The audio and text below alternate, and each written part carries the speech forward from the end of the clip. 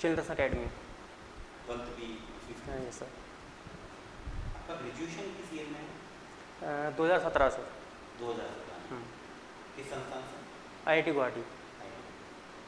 तो IIT गुवाहाटी में जब आपने पढ़ा तो वहाँ से डेफिनेटली आपको प्लेसमेंट अपॉर्चुनिटी मिली होगी अच्छी। यस सर, मिली थी। मिली थी? Yes sir. देन आपने ज्वाइन किया या नहीं किया? ज्वाइन नहीं किया सर। एक्चुअली सर IOCL एक मेजर कंपनी आई थी, उसमें शॉर्ट लिस्ट नहीं हो पाए थे, इंटरव्यू तक गए थे, फाइनल सिलेक्शन नहीं हुआ था। बाकी स्टार्टअप कंपनियां थी, उनमें सर इंटरेस्ट था नहीं, फिर जॉब गवर्नमेंट जॉब की तरफ फोकस कर लिया। प्रकाश, अगर आप चाहें तो मास रिमूव कर सकते हैं इफ़ यू कॉन्फर्ट। तो 2017 से ही आप गवर्नमेंट जॉब की प्रिपरेशन कर रहे हैं? Yes sir. तो अभी तक आपका कोई सिलेक्शन हुआ? यस सर, ESC में इंटरव्यू तक गए हूँ सर। ESC में इंटरव्यू? Yes sir. ESC में अगर आपने इंटरव्यू दिया है तो आपको फ्यूचर में संभावना है कि RPSC के बाद हो सकता है आपका ESC में हो जाए, तो आप Yes, sir. RPSC छोड़ देंगे? नहीं सर, उस टाइम डिपेंड करता है। एक्चुअली सर मैं राजस्थान में जो AE की पोस्ट है इसको ज़्यादा प्रेफर करूँगा सर। अगर उसमें एक CPWD एक डिपार्टमेंट है, वो अभी टॉप पे है। बाकी इंडियन रेलवे फोकस था पहले, लेकिन वो डिपार्टमेंट हटा दिया है सर, तो अभी इतनी प्रायोरिटी नहीं है ESC के लिए। नहीं, सपोज यहाँ पे आपको PhD मिलता है। Yes sir. और कल ना आपको CPWD मिल जाता है ESC में, यस सर। यानी विल यू जॉइन और नॉट? सर ज्वाइन अभी नहीं करूँगा, इंडियन रेलवेज़ के बाद फोकस ESC से। CPWD मिल जाएगा तो ज्वाइन नहीं करेंगे? नहीं सर। श्योर? Yes sir. क्यों? सर इधर राजस्थान में मैं रहा हूँ, यहाँ के लोगों के लिए सर्व करना एक ज़्यादा ड्यूटी बनती है। मैं प्रेफर यही करूँगा पूरे देश RPSC। को एक नहीं मानते? राजस्थान अलग है? नहीं सर, राजस्थान अलग नहीं है। सर तो आप पूरे देश में किसी को भी करो, रोड बनेगी तो नेशनल हाईवे तो सब स्टेट को कनेक्ट करेगा। नहीं सर, आप ऐसा बोलेंगे तो कैसे काम चलेगा? IIT गुवाहाटी से पढ़ते हैं ना, आप क्यों पढ़े फिर IIT गुवाहाटी? MIT से पढ़ लेते, IIT जोधपुर से पढ़ लेते। नहीं सर, वो कॉलेज वही अलाउड हुआ सर। नहीं तो देश एक है ना, हम कहीं से भी हम Yes, किसी sir. को भी बेहतर बना सकते हैं। Yes sir. सिर्फ आप राजस्थान के लिए ऐसा क्यों सोचते हैं? एक IIT हो नहीं गया सर, यहाँ पे जो भी कंडीशंस हैं उनको ज़्यादा बेहतर समझता हूँ मैं, इसलिए शायद अपना यूटिलाइजेशन यहाँ ज़्यादा करूँ, ये सर मेरा मानना है। अलवर से हैं? Yes sir. अलवर में सरिस्ता है। Yes sir. सरिस्ता में पानी की आपूर्ति कहाँ से होती है? सर पानी की आपूर्ति वहाँ पे जयसमंद बांध है, उससे इतना सफिशिएंट पानी की आपूर्ति नहीं हो पाती है, लेकिन काफ़ी हद तक हो जाती है। सर यस सरिस्ता सर। में जो पानी आता है वो जयसमंद से आता है। सर एक ही मेजर बांध है सर उधर। नहीं, ये आपको पक्का पता है कि वहाँ जो पानी की आपूर्ति होती है वो जयसमंद से होती है? मेरा क्वेश्चन ये है, मैं ये नहीं पूछा कि बांध कितना है अलवर में। सर मेरे हिसाब से जयसमंद से श्योर नहीं हूँ, पर रूपारेल नदी है सर, वहीं से गुजरती है सर इसका के अंदर से, जो कि ये मानसून प्रवाह की नदी है, मानसून में ही पानी ज़्यादा है। लेकिन मैं नॉर्मल बात कर रहा हूँ, साल भर अगर पानी चाहिए सर उसका श्योर नहीं है सर। कोई झील भी वगैरह नहीं है क्या? क्या सर? झील है क्या अलवर में? सिलीसेड झील सर फेमस है। क्यों फेमस है? सर सबसे पहला तो वहाँ एक होटल है, उसके लिए पर्यटन स्थल के लिए वो काफ़ी फेमस है। दूसरा सर सिलीसेड हिस्ट्री से जुड़ा हुआ है। आर्टिफिशियल है या मतलब आर्टिफिशियल है सर, बनवाई गई थी। किसने बनवाई? सर आई थिंक सर राजा का नाम मैं भूल रहा हूँ सर, 2-3 नाम याद आ रहे हैं लेकिन कंफर्म नहीं हूँ। लेकिन सर अपनी रानी शीला देवी और वहाँ पे सेठ माता का मंदिर है, इसलिए इसका नाम सिलीसेड रखा गया है। अलवर के बारे में आप और क्या जानते हैं? कुछ विशेष आप सर सिविल अलवर इंजीनियरिंग के दृष्टिकोण से अगर बता पाएंगे तो ज़्यादा अच्छा है। सर पीछे हिस्ट्री में उठा के देखें तो मत्स्य जनपद की राजधानी रहा करती, जहाँ पांडवों का अज्ञातवास निकला था। उसके बाद से भरतरी बाबा के लिए अलवर फेमस है, नारायणी माता के लिए और पांडुपोल के लिए फेमस है। सर मिडिल में आएंगे तो अलवर राजस्थान के एकीकरण में सबसे पहली रियासत थी अलवर। दूसरा देखा जाए तो हमारे अभी के लिए खनिज हमारे तांबा है, संगमरमर है, उसका ठीक ठाक मात्रा मिल जाती है। खोदरीबा जो राजगढ़ में स्थित है वहाँ पे। उसके बाद सर नीमराणा और भिवाड़ी जो एरिया है वहाँ पे काफ़ी सारी औद्योगिकरण काफ़ी हुआ है वहाँ पे, जो कि अपने इंडिया या राजस्थान की इकोनॉमी को बूस्ट करता है। सेकंड सर NCR का पार्ट है सर अलवर, तो वो काफ़ी इकोनॉमी को काफ़ी। पूरे राजस्थान में इंडस्ट्रियलाइजेशन नहीं हो पाया, मतलब औद्योगिकरण बहुत कम है, ना के बराबर। अगर आज़ादी के बाद से देखें तो राजस्थान में इंडस्ट्रियलाइजेशन हो ही नहीं पाया, औद्योगिकरण हो ही नहीं पाया। क्या कारण रहे? सर इंडस्ट्री के लिए सर सबसे पहले तो एक ऐसा रीज़न चाहिए जहाँ पे फॉरेन से कोई कंट्री है या फिर उनके लिए इजी हो एक मेन सिटी के आसपास, जैसे दिल्ली के आसपास कोई जगह है, इसलिए एनसीआर का रीज़न भी बढ़ रहा है। दूसरा सर हमारे तरफ पूरा था, अगर मैं इसको कारण मानूँ कि एक बड़ी सिटी होनी चाहिए, तो कभी भी महाराष्ट्र और गुजरात इतना संपर्क नहीं, गुजरात में तो छोटे छोटे गाँव तक में भी जाके इंडस्ट्रियलाइजेशन बहुत दूर तक है, हिमाचल के अंदर सर बहुत दूर पे जाके कितना एक रॉ मटेरियल का सर इशू होता है हमारे यहाँ पे। एक विंड एनर्जी मैं मानता हूँ जो कि सफिशिएंट राजस्थान में है, उसके लिए अभी चल रहे हैं काम कुछ। वो मैं मानता हूँ सर, इंडिया तो अभी आई है, आज़ादी के इतने सालों के बाद भी बड़ी मेजर इंडस्ट्री डेवलप नहीं हो पाई, उसके कारण क्या रहेगा? सर कारण तो सर मैं यही मानता हूँ, इंडस्ट्री अगर खुलेगी तो रॉ मटेरियल की ज़रूरत पड़ेगी। तो मटेरियल तो आ जाता है, हिमाचल में सारी फार्मेसी की इंडस्ट्री रॉ मटेरियल सब आता है। सॉरी सर इसका आइडिया तो मैं नहीं लगा पा रहा। आप अलवर में वैशाली कहने में रहते हैं, Yes. वैशाली शब्द से आप समझते हैं वैशाली कहाँ से आया है? सर इसका तो मुझे नहीं, इस बारे में आपको पता नहीं सर। अभी आसाम के सीएम कौन है? सर हेमंत बिस्वा है सर। क्या जानकारी है? सर अभी आईटी इतनी, गुवाहाटी से पढ़े हैं आप, तो अब आइडिया नहीं है। हाँ उस टाइम ये सुनते तो होंगे आसाम की न्यूज़, थोड़ा थोड़ा इंटरेस्ट डेवलप होगा। सर अभी एक कॉन्फ्लिक्ट हुआ था आसाम में जो मेघालय में, सर उसके बारे में थोड़ी जानकारी, बाकी जानकारी नहीं है। ये पीएचडी में क्या काम होता है? सर पीएचडी का सबसे पहला काम है कि वाटर डिमांड किसी कम्युनिटी की चेक करना, सोर्स से वो पानी लाना, कम्युनिटी में जो वाटर डिमांड होती है एक आम आदमी के लिए, उसकी क्वालिटी और सोर्स के वाटर क्वालिटी के आधार पर ट्रीट करना, उसका डिस्ट्रीब्यूशन के बाद जो भी हमारा सीवेज है, सीवेज को फिर कम्युनिटी से फिर से प्लांट में लाना। सर ये मेन काम होता है पीएचडी। डैम क्या होता है? Dam sir dam sir water को डिफ्लेक्ट करने के लिए, मतलब कि उसका रेस बढ़ा के कोई भी कैनाल निकालना है इरिगेशन के लिए, वाटर कंट्रोल करते हैं सर, उससे मेजर ये है वाटर लेवल बढ़ा दिया जाता है। सर एग्जैक्ट वर्ड है सर मेरे को याद नहीं आ रहा है, वो अभी रिकॉल नहीं कर पा रहा। कोई बात नहीं। आपकी हॉबीज क्या हैं? सर हॉबीज़ क्रिकेट खेलना अच्छा लगता है, लेकिन अभी कुछ दिनों से जॉब का प्रेशर है इसलिए खेल नहीं पाते, देख लेता हूँ फ्री टाइम में। ये ऐसी कोई दूसरी हॉबी होगी? क्रिकेट की जरूर बचपन से ठीक है, वो तो एक वो हॉबी नहीं कर सकते उसको। वो कोई हॉबी जो आपको पसंद हो, पढ़ने के अलावा ये काम मुझे पसंद है? सर और ऐसा कुछ स्पेसिफिक नहीं आपने है। आईआईटी गुवाहाटी में रहते हुए किसी कोई कल्चरल फेस्टिवल में या Yes, टेक्निकल sir. फेस्टिवल में कहीं बाहर पार्टिसिपेट किया दूसरे कॉलेज में? दूसरे कॉलेज में नहीं किया सर। केवल वहीं किया। हाँ IIT गुवाहाटी में किया है, दूसरे कॉलेज में गए हैं, हमारे कल्चर इवेंट एल्चरिंग का है, उसको प्रमोट करने के लिए गए हैं। Thank you so much for my said.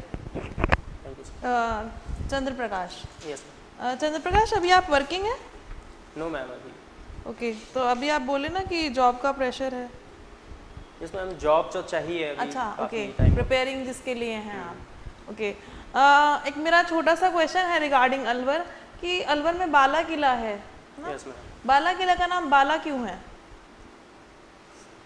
Ma'am बाला किला अभी तक जीता नहीं गया है, अजय है वो, इसलिए ना उसका नाम बाला किला। इसलिए उसका नाम बाला है। Yes ma'am. ओके, चलिए टेक्निकल साइड की तरफ मूव करते हैं। चंद्र प्रकाश, आप मुझे ये बताइए आपका इंटरव्यू कब है? 28 सितंबर। 28 को। ओके, आप मुझे ये बताइए सबसे पहले कि आपने एक टर्म सुना होगा deflection yes ma'am. And deformation, yes ma'am. है ना? क्या डिफरेंस है दोनों के अंदर? मैम डिफॉर्मेशन हमारा एक थीटा भी चेंज हो सकता है और एक डेल्टा जो अपन बोलते हैं डिफ्लेक्शन, दोनों आते हैं deformation. Due to which type of loading? Deformation mainly तो बेंडिंग की वजह से होता है। Are you sure? हाँ शियर की वजह से मैम होता है, लेकिन नेगलेक्ट कर देते हैं, काफ़ी नेग्लिजिबल होता है। And deformation? Deformation ma'am mainly इसी की वजह से होता है, लेकिन अगर एंगुलर कुछ चेंज हो रहा है और डिफ्लेक्ट हो रही है बॉडी, उन दोनों को मिला के हम डिफॉर्मेशन बोल देते हैं। एक्सियल भी डिफॉर्मेशन होता है। ओके, नेक्स्ट मेरा क्वेश्चन आपसे ये है चंद्र प्रकाश, कि आजकल आपने देखा होगा जनरली जो फ्लैट या अपार्टमेंट्स बन रहे हैं Yes, ma'am. वहाँ पर ब्लॉक्स यूज में लिए जा रहे हैं ब्रिक्स की बजाय, है ना? क्या एडवांटेज है ब्लॉक्स का ब्रिक्स के ऊपर? एडवांटेज और डिसएडवांटेज? मैम एक तो कॉस्ट काफ़ी कम आती है हमारी ब्लॉक की, ब्लॉक्स की। Yes ma'am. ओके। ब्लॉक हम ज़रूरी नहीं सीमेंट से ही बनाए, हमारा फ्लाई ऐश है उससे हम बनाते हैं, वो तो काफ़ी इकोनॉमिकल पड़ता है। दूसरा हो हम गया, फ्लाई, एक पॉइंट हो गया, कॉस्ट। हाँ कॉस्ट।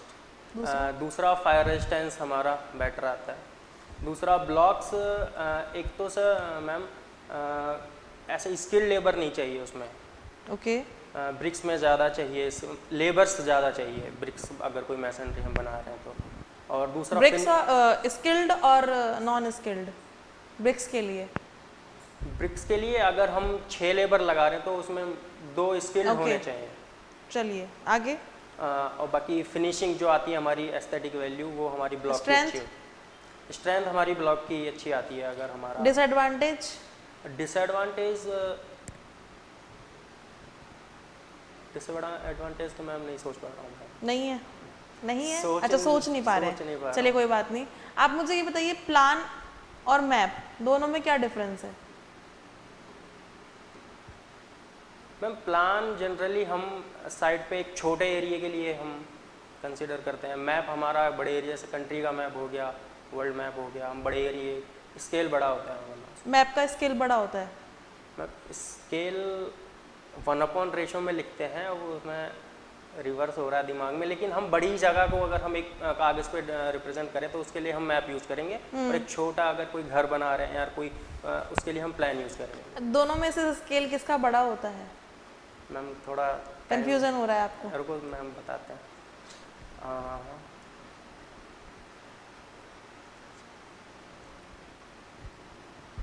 स्केल बड़ा होगा मैप का। मैप का स्केल बड़ा होगा, श्योर हैं आप? 1/100,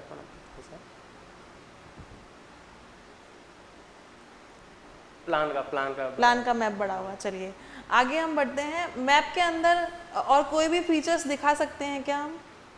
मैप के अंदर मैम रोड दिखा सकते हैं हम, टेरिटरी, टोपोग्राफी कैसी है वो दिखा, नदियाँ दिखा सकते हैं। Okay.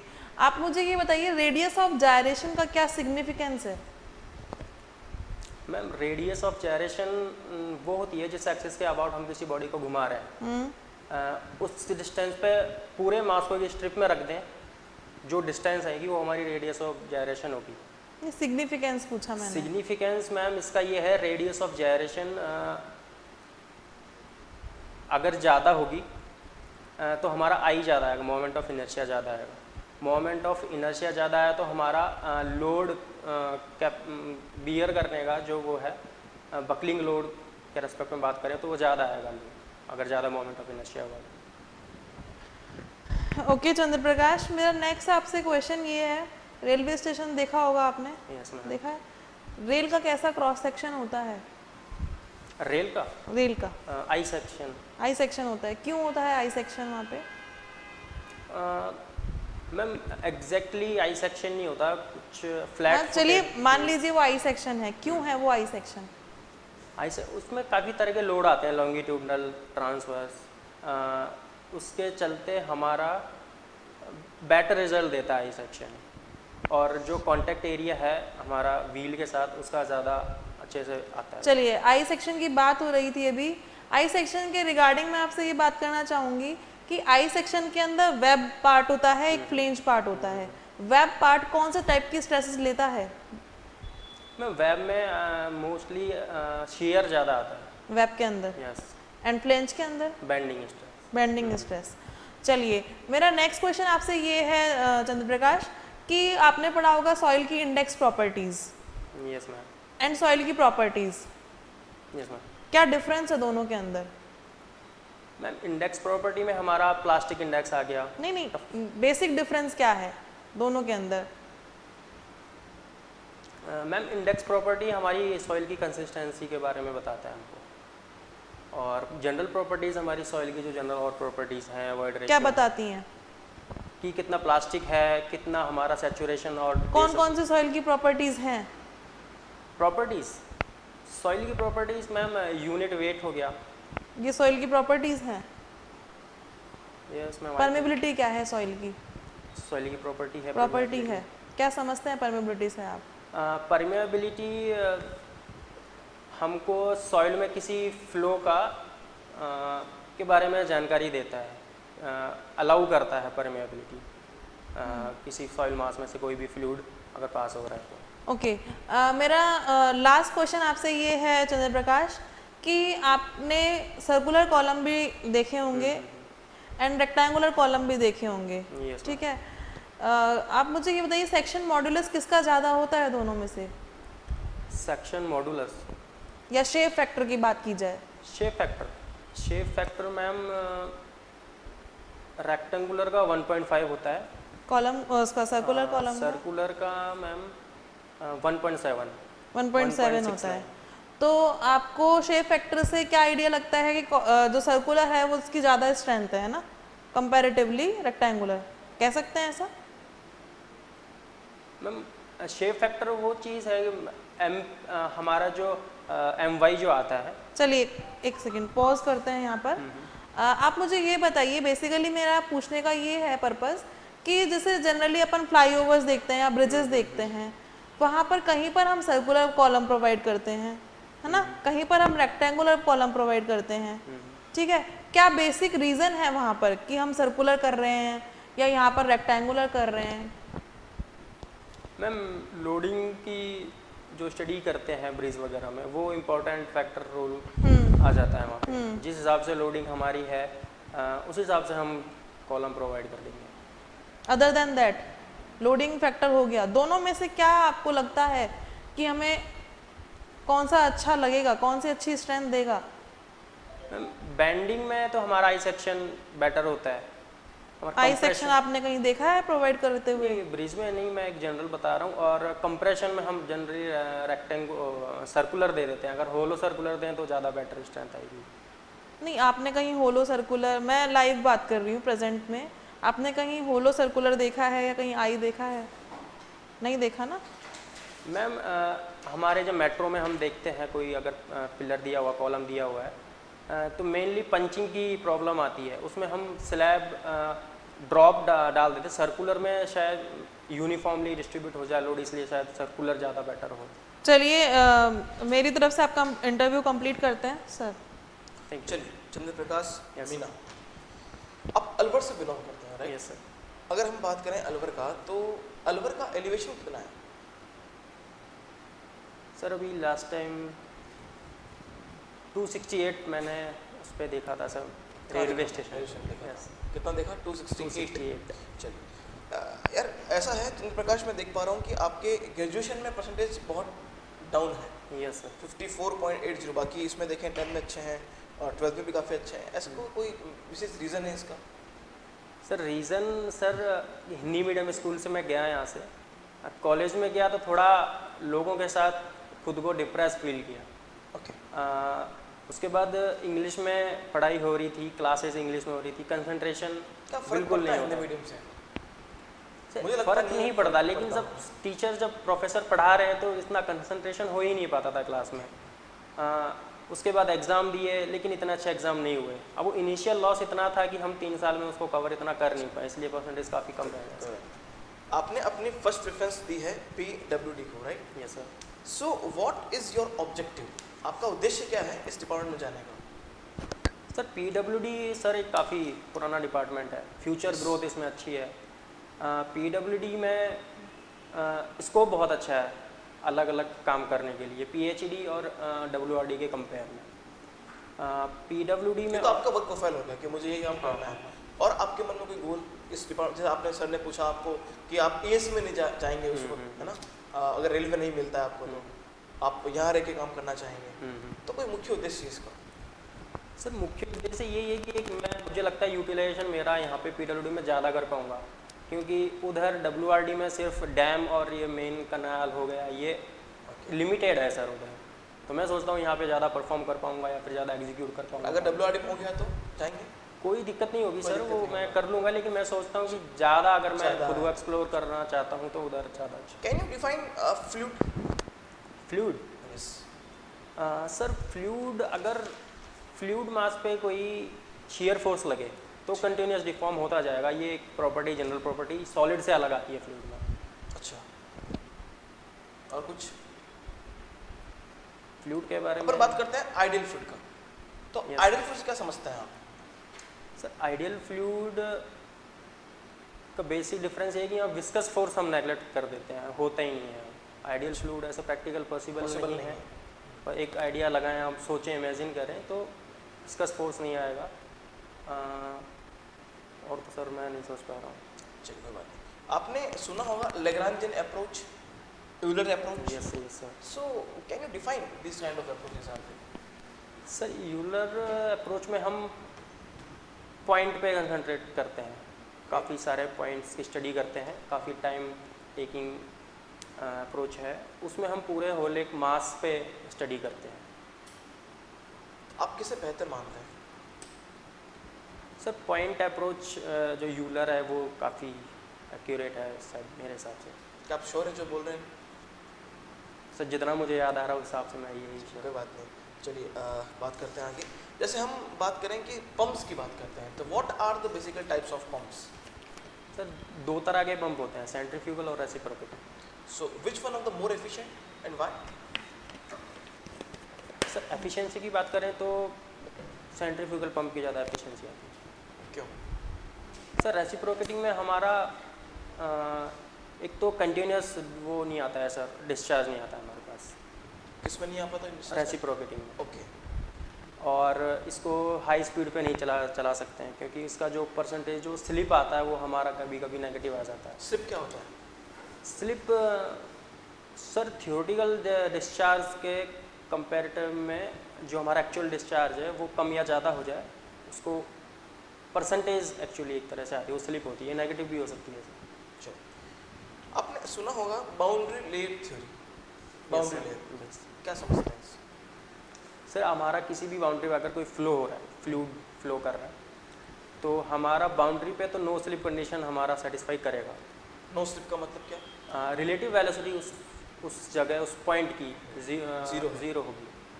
Okay. I mean no slip बोलेंगे, स्लिप बोलेंगे उसे? No slip condition. No slip बोलेंगे, ठीक है। जैसे हम उस बाउंड्री पे शेयर स्ट्रेस मैक्सिमम होता है, जैसे ही हम परपेंडिकुलर अगर डायरेक्शन में चलें तो शेयर स्ट्रेस कम होता जाता है, एक ग्रेडियंट आता है हमारे पास। ओके। एक वैल्यू एक डिस्टेंस के बाद फ्री मीन वेलोसिटी 99% हो जाती है, ठीक है। उस पॉइंट पे। तो बाउंड्री से वो डिस्टेंस हमारी बाउंड्री लेयर होती है। चलो, प्रैक्टिकली आपने कहाँ इस चीज़ को महसूस किया है? कहाँ इसका यूज़ होता है बाउंड्री लेयर थ्योरी का? आपने पढ़ तो लिया, बिल्कुल सही बोल रहे हो आप जो बोल रहे हैं। सर एयरप्लेन में सर शायद यूज़ होता है, Airplanes में हाँ, फ्लो सेपरेशन जो रोल में आता है। एक एग्जांपल तो अभी ये याद आता है। चलो, कोई बात नहीं, बात करते हैं आगे। जैसे आपने सुना होगा स्लेंडरनेस रेशियो। Yes sir. क्या होता है, कहाँ काम आता है? Sir slenderness ratio effective length of column. तो फॉर्मूला बता रहे हो आप? यस सर, तो उसी से मैं डेफिनेशन बताने की कोशिश कर रहा था। What is practical use of slenderness ratio और क्यों निकालते हैं? सर बकलिंग में मेनली ज़्यादा यूज़ करते हैं। अगर हम कॉलम को देखें, शॉर्ट कॉलम है या लॉन्ग कॉलम है, उसमें हम स्लेंडरनेस रेशियो का यूज़ करते हैं। अगर मान लीजिए बोतल है आपके पास जो कि मैं मानता हूँ कि made up of mild steel, okay.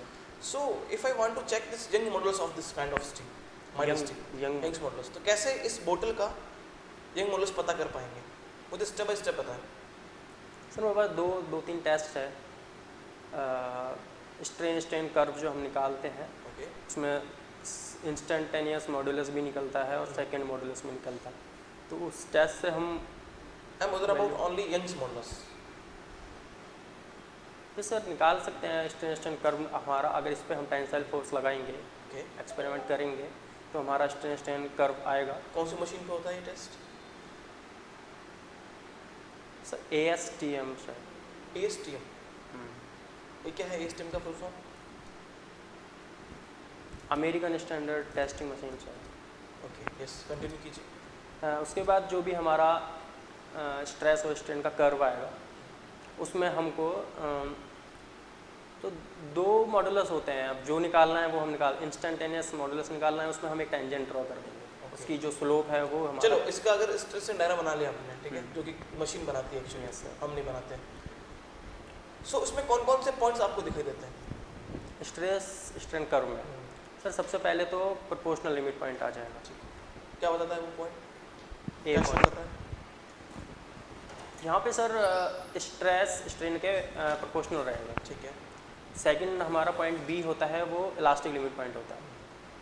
Third upper yield point, fourth lower yield point, fifth शायद सर नेकिंग आ जाता है।